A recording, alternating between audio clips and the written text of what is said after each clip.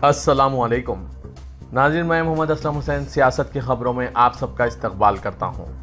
आज 26 जून 2024 है। इस्लामिक तारीख के हिसाब से आज 19 ज़िलहज्जा 1445 हिजरी है। पेश है आज की कुछ अहम खबरें। दिल्ली के वज़ीर-ए-आला अरविंद केजरीवाल की मुश्किलात में मज़ीद इजाफा होता जा रहा है। पहले दिल्ली हाई कोर्ट ने निचली अदालत की तरफ से दी गई जमानत पर रोक लगा दी, फिर अब CBI ने इन पर गिरफ्तारी की तलवार लटका दी है। दरअसल गुज़िश्ता रोज़ CBI ने एक्साइज पॉलिसी से मुतालिक एक मामले में इनसे पूछगछ की और इनका बयान रिकॉर्ड किया था। अब इन्हें अदालत में पेश करने के लिए रिमांड की दरख्वास्त दायर कर दी गई है। इसके बाद ख्याल किया जा रहा है कि अरविंद केजरीवाल को CBI की जानिब से गिरफ्तार किया जा सकता है, क्योंकि इन्हें हिरासत में लेकर पूछगछ के लिए केजरीवाल को गिरफ्तार करना जरूरी होगा। तामबाज TV मीडिया पर इनकी गिरफ्तारी की खबरें भी फैल रही है, लेकिन अभी तक CBI ने इसकी तस्दीक नहीं की। वाज़ेह कि आम आदमी पार्टी के राज्यसभा मेंबरान पहले ही इनकी गिरफ्तारी के बारे में खदशा जाहिर कर रहे हैं। उन्होंने बताया कि CBI केजरीवाल को गिरफ्तार करने जा रही है। इस खबरनामे को MS एजुकेशन की जानिब से स्पॉन्सर किया जा रहा है। मैं सबसे पहले अल्लाह रब्बुल इज़्ज़त का शुक्र बजा लाता हूँ। उसके बाद ये MES academy IIT NEET academy का बेहद ममनून और मशकूर हूँ। ऐसे तो शहर में बहुत सारे इदारे हैं जहाँ बच्चों को खर्च करके जो तालीम दिलाई जाती, उसके बावजूद भी बच्चों पे कोई मेहनत नहीं की जाती। बच्चे हमारे जो है अपना फ्यूचर बर्बाद कर लेते। इस एकेडमी में ना सिर्फ बच्चों का फ्यूचर बनता है, बल्कि उनकी दीनी तालीम तरबियत भी होती है। इसके लिए जो है MS एकेडमी काबिल मुबारकबाद है। Please click the link given in description for more details. मंशियात के इस्तेमाल और गैर कानूनी स्मगलिंग के खिलाफ आज बैनुल अक़वामी दिन के मौके पर हिंदुस्तान को मंशियात से पाक मुल्क बनाने के हदफ को हासिल करने पर एतमाद जाहिर करते हुए मरकज़ी वज़ीर दाखिला अमित शाह ने चारशंबे की सुबह कहा कि हुकूमत इस मकसद को हासिल करने की तरफ बढ़ रही है। सोशल मीडिया प्लेटफॉर्म X पर पोस्ट में अमित शाह ने कहा कि मंशियात के इस्तेमाल और गैर कानूनी स्मगलिंग के खिलाफ बैनुल अक़वामी दिन में मुबारकबाद पेश करता हूँ। वज़ीर-ए-आज़म नरेंद्र मोदी जी की क़यादत में हमारी हुकूमत हिंदुस्तान को मंशियात से पाक मुल्क बनाने के अपने अज़्म पर पुख्ता है और हुसूल की तरफ बढ़ रही है। अमित शाह ने कहा कि आइए हम सब मिलकर कौम को मंशियात की लानत से नजात दिलाने और अपनी आने वाली नस्लों को एक बेहतर दुनिया का तोहफा देने के लिए अपने अज़्म को मजबूत करें। लोकसभा स्पीकर के ओहदे के लिए आज पार्लियामेंट में इंतखाबात हो रहे हैं। एक तरफ नेशनल डेमोक्रेटिक अलायंस यानी NDA ने राजस्थान के कोटा से तीसरी बार रुकने पार्लियामेंट ओम बिरला को अपने उम्मीदवार के तौर पर मैदान में उतारा है। वहीं अपोजिशन इंडिया ब्लॉक ने केरला के मेवलिका कारा से 8 बार रुकने पार्लियामेंट रह चुके के सुरेश को मैदान में उतारा है। 543 रुकनी लोकसभा में फिलहाल 542 मेंबरान पार्लियामेंट है, क्योंकि केरला के वायनाड सीट राहुल गांधी के इस्तीफे के बाद खाली हो गई है। NDA को 293 मेंबरान पार्लियामेंट के साथ ऐवान में वाज़ेह अक्सरियत हासिल है, जबकि अपोजिशन इंडिया ब्लॉक के पास 233 मेंबरान पार्लियामेंट है। जबकि दीगर पार्टियां जो ना तो NDA का हिस्सा है और ना ही इंडिया ब्लॉक के 16 मेंबरान पार्लियामेंट है। इनमें कुछ आज़ाद उम्मीदवार भी शामिल हैं। अगर ये 16 मेंबरान पार्लियामेंट इंडिया ब्लॉक के उम्मीदवार की हिमायत करते हैं तो भी इसकी तादाद 249 तक पहुंच जाएगी, जबकि इलेक्शन जीतने के लिए 271 वोट दरकार होंगे। लोकसभा स्पीकर के इंतखाब के सिलसिले में TMC की मीटिंग जारी है। सुदीप बंदोपाध्याय, कल्याण बनर्जी, अभिषेक बनर्जी और कुछ सीनियर मेंबरान पार्लियामेंट ने TMC सुप्रीमो ममता बनर्जी से इस मसले पर बातचीत कर रहे हैं। वहीं आज चारशंबे की सुबह लोकसभा स्पीकर के इंतखाबात से पहले कांग्रेस लीडर राहुल गांधी ने तृणमूल कांग्रेस की सरबराह और बंगाल की वज़ीर-ए-आला ममता बनर्जी से फ़ोन पर बात की। राहुल गांधी ने ममता बनर्जी से तकरीबन 20 मिनट तक बात की। अदालतों में बढ़ते हुए केसेस को देखकर chief justice of India D.Y. Chandrachud ने एक बड़ा ऐलान किया है। चीफ जस्टिस ने अगले माह 29 जुलाई से लोक अदालत लगाने का फैसला किया है और इस ताल्लुक से उन्होंने अपनी बात भी रखी है। उन्होंने कहा कि 29 जुलाई से 3 अगस्त तक सुप्रीम कोर्ट में लोक अदालत का इनेकाद अमल में लाया जाएगा, ताकि मामलात का निपटारा तेज़ी के साथ हो। दरअसल सुप्रीम कोर्ट कायम हुए 75 साल मुकम्मिल होने और इसी मुनासिबत से लोक अदालत का इनेकाद करने का फैसला किया गया है। चीफ जस्टिस ने बताया कि लोक अदालत में एक बहुत ही गैर रस्मी और टेक्निक पर मबनी हल निकाला जाएगा, जिससे शहरी मुतमईन भी हो जाएंगे और केस भी खत्म हो जाएगा। कांग्रेस लीडर राहुल गांधी 18वीं लोकसभा में अपोजिशन के लीडर होंगे। मंगल की शाम इंडिया इत्तेहाद की मीटिंग में राहुल गांधी को अपोजिशन लीडर बनाए जाने का फैसला किया गया। Congress general secretary KC Venugopal ने पार्टी सदर मल्लिकार्जुन खड़गे की रिहाइशगाह पर पार्लियामेंट में अपोजिशन इत्तेहाद के पार्टी लीडरों की मीटिंग के बाद मीडिया को ये इत्तला दी। उन्होंने कहा कि कांग्रेस पार्लियामानी पार्टी की लीडर सोनिया गांधी ने राहुल गांधी को लोकसभा में कांग्रेस का लीडर मुकर्रर किया है। ऑल इंडिया मजलिस इत्तेहादुल मुस्लिमीन के सरबराह असदुद्दीन ओवैसी ने 18वीं लोकसभा की रुकनीत का इख्तिताम जय फ़लस्तीन के नारे के साथ किया, जिस पर ऐवान में बीजेपी के अराकीन पार्लियामेंट ने ज़ोरदार हंगामा आराई की। ओवैसी ने उर्दू जबान में हलफ लिया। ओवैसी जब रुकनीत का हलफ लेने के लिए खड़े हुए तो बीजेपी के अराकीन पार्लियामेंट ने जय श्री राम और भारत माता की जय के नारे लगाने शुरू कर दिए। इसके बाद ओवैसी ने रुकनीत का हलफ उठाने के बाद जय भीम, जय मीम, जय फलस्तीन, जय तेलंगाना और अल्लाह अकबर के नारे लगाए। इस पर बीजेपी के अराकीन पार्लियामेंट ने हंगामाराई करते हुए इसको ऐवान के ज़ाब्ते के खिलाफ करार दिया। बीजेपी लीडरों ने इल्ज़ाम आयद किया कि ओवैसी ने जानबूझकर जय फलस्तीन कहा, जबकि उन्होंने भारत माता की जय नहीं कहा, हालांकि वो हिंदुस्तान में रहते हैं। पार्लिमानी उमूर के वजीर किरण रिजिजू ने इस हंगामा आराई पर कहा कि अगरचे हिंदुस्तान की फ़लस्तीन के साथ कोई दुश्मनी नहीं, लेकिन हमें यह भी देखना होगा कि आया ऐवान की रुकनीत का हलफ लेते वक्त किसी मेंबर के लिए किसी दूसरे मुल्क का नारा लगाना और तारीफ़ करना दुरुस्त है या नहीं। किरण रिजिजू ने मजीद कहा कि ऐवान के ज़ाब्ते को इस सिलसिले में देखना होगा।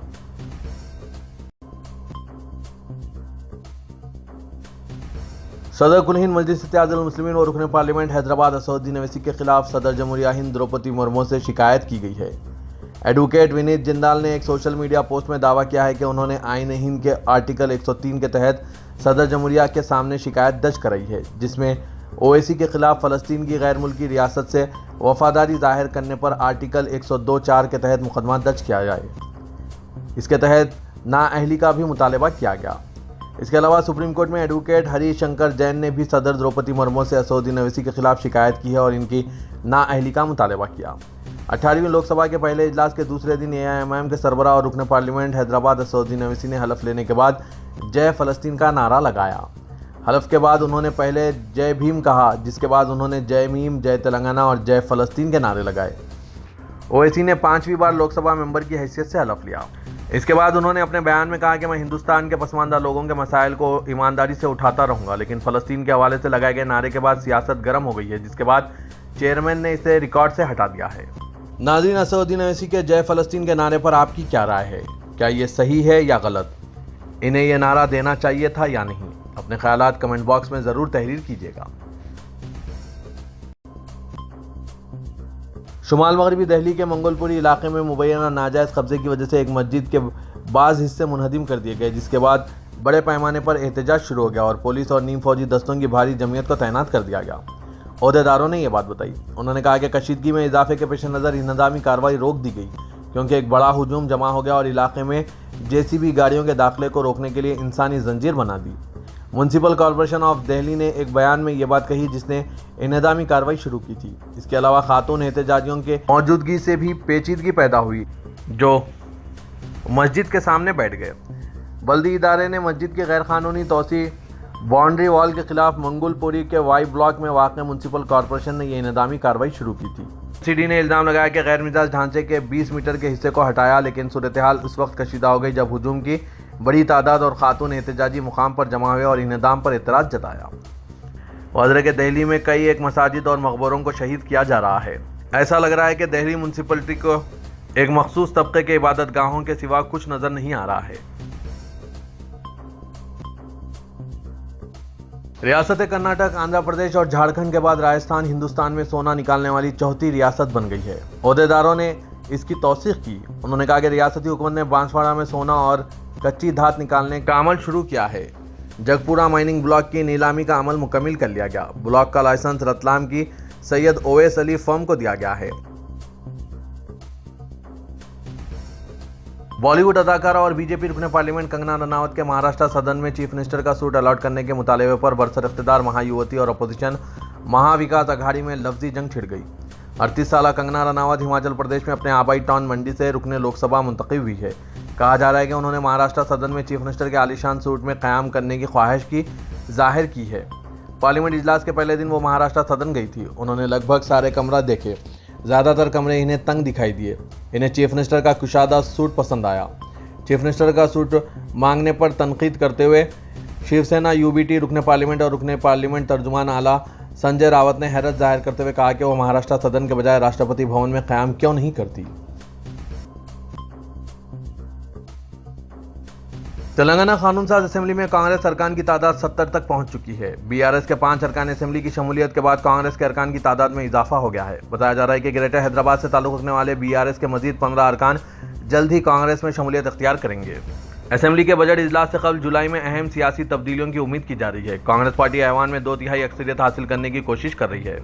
असेंबली में अहम अपोजिशन बीआरएस के अरकान की तादाद 39 से घटकर 33 हो चुकी है। बीआरएस अरकान असेंबली के कांग्रेस में इंजमाम में अगर तादाद के एतबार से कोई दुश्वारी होती है तो इन्हें असेंबली में अलहदा ग्रुप का दर्जा दिया जा सकता है। जिस तरह महाराष्ट्र में शिवसेना एकनाथ शिंदे ग्रुप को अलहदा शिनाख्त दी गई, दोनों सूरतों में बीआरएस के अरकान को रुकनियत से नाअहल करार दिए जाने के कानून से बचने के लिए 2/3 तादाद में बीआरएस से अलहदगी इख्तियार करनी होगी।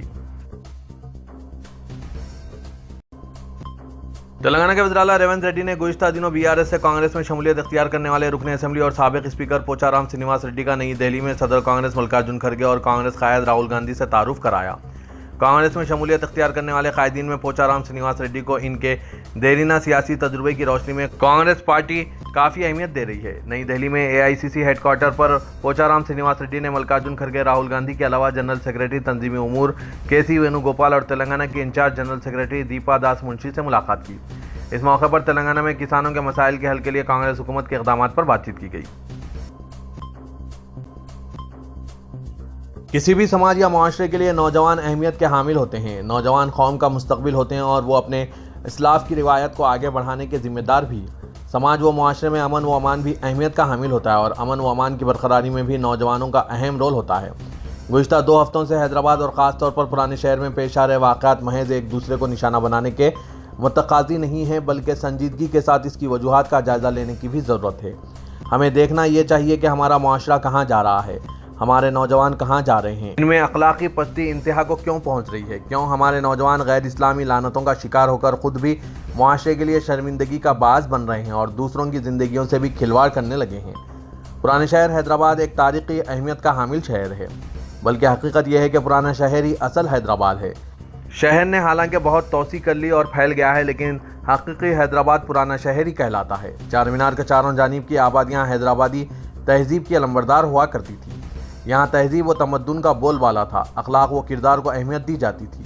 एक वक्त था कि यहाँ नौजवानों का होटल में महज चाय पीना भी ऐब समझा जाता था। तहम आज की सूरत हाल पर हमें गौर करने की ज़रूरत है। इन्हीं बस्तियों में पलने बढ़ने वाले नौजवान नशे की लानत का जिस तेज़ी से शिकार हो रहे हैं वो काबिल गौर और काबिल तशवीश है।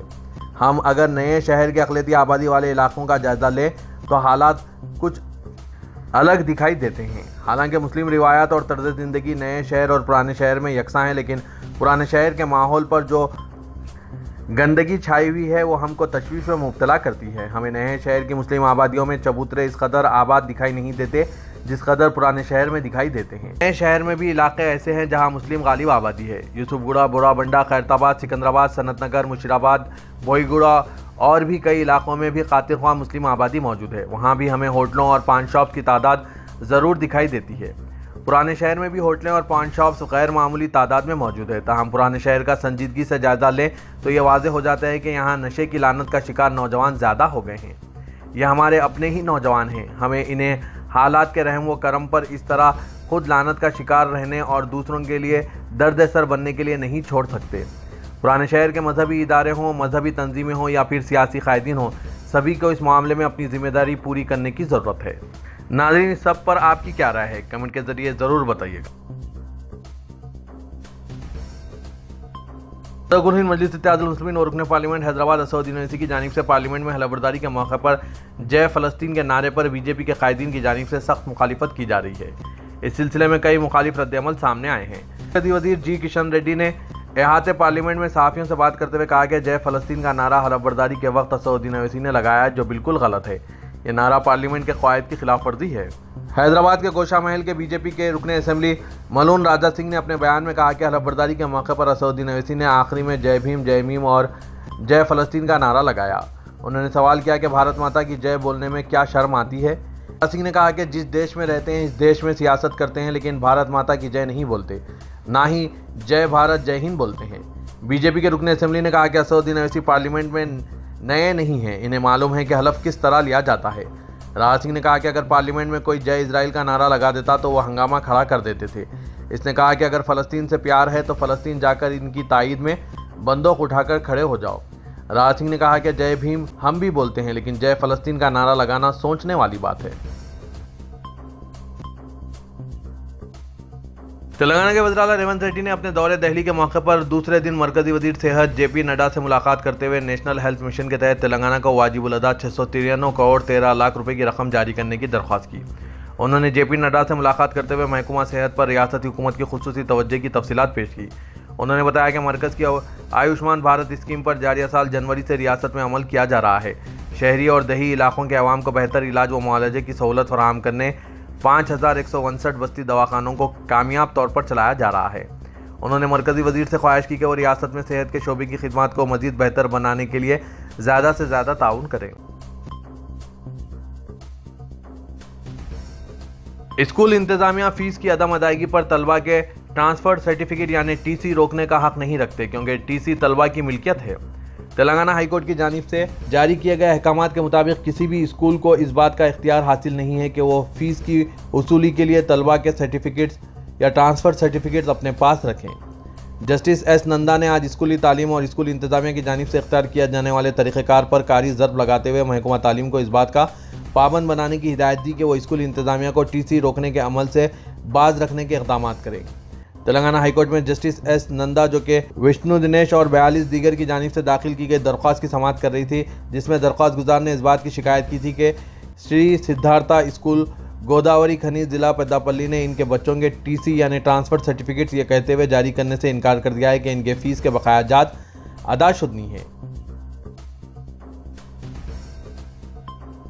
पुराने शहर हैदराबाद में रात के औकात में बिला वजह सड़कों पर घूमना और मौज मस्ती करना और गली चौराहों पर वक्त गुजारी अब नौजवानों के लिए महंगी साबित हो रही है, क्योंकि पुलिस ने ऐसे अफराद को गिरफ्तार करने और अदालत में पेश करने का फैसला कर लिया और इक़दामात भी शुरू कर दिए गए हैं। इस तरह के वाक़े में फलकनुमा पुलिस ने 5 नौजवानों को हिरासत में लेकर इन्हें अदालत में पेश किया, जहाँ इन्हें अदालत ने 5 दिन कैद की सज़ा सुनाई है। फलकनुमा इंस्पेक्टर के आदि रेड्डी ने बताया कि रात देर गए मुश्तबा अंदाज में घूमने वाले 5 अफराद 28 साल मोहम्मद जाकिर साकिन जहानुमा, 26 साल शेख मुईउद्दीन साकिन फलकनुमा, 28 साल एजाज खान साकिन कंडिकल गेट, 28 साल मोहम्मद आजम साकिन फातिमा नगर, 35 साल मोहम्मद आसिफ साकिन फातिमा नगर को गिरफ्तार करके अदालत में पेश किया गया, जहां अदालत ने इन्हें 5 दिन जेल की सज़ा सुनाई है। ऐसे हालात में पुराने शहर के नौजवानों को चाहिए कि रात देर गए गैर ज़रूरी घूमने से परहेज़ करें।